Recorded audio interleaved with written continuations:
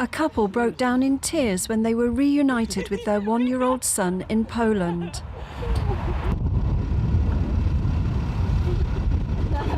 The little boy was evacuated from the war zone in Ukraine with his extended family.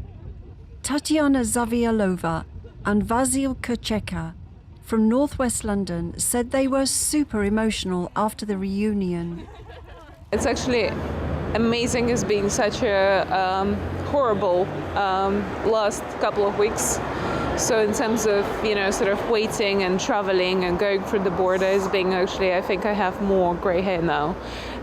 So it's been dramatic, very dramatic. But finally we're all here, very happy, so yeah. Tatiana is originally from Russia, while Vasil is from Ukraine. Their son Misha was staying with his dad's family when the war broke out. Tatiana said she still couldn't believe what had happened.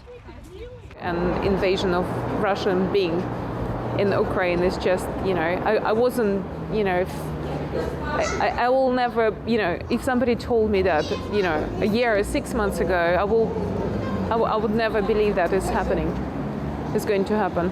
Vasil's family fled their home in western Ukraine on February the 27th and arrived in Poland the next day. They escaped by driving and walking to the border, unable to carry much more than a few clothes in a backpack each. I think we're going to have all big feast. It's like reunited here, maybe with a cake, I don't know, with some, maybe a glass of wine, so we're all together. And yes, next step probably to get visas sorted and travel back to UK. Vasil's family are staying in Poland until their visas are approved in the next few days. But another couple trying to get UK visas for their Ukrainian family have found the experience frustrating. Callum Clark and his wife Vitalina from Reading said they applied for UK visas for 6 members of her family as soon as the scheme was announced. They even drove to Poland to pick the family up. But by the time we then picked them up, the rules had changed and this had become an appointments-only centre. So we then suddenly were at the back of the queue again. Clark had to book a biometrics appointment but found the earliest slot available was March the 24th. So he repeatedly contacted the office of his MP, Alok Sharma, until he managed to get an earlier appointment on March the 15th. Now, thankfully for us, our family, we've managed to be able to get in, jump ahead of the queue, if you will, just because of special dispensation direct from the Home Office, which you can't do for the tens of thousands who are going to need to come. Clark's family are currently waiting to see if their visas have been approved.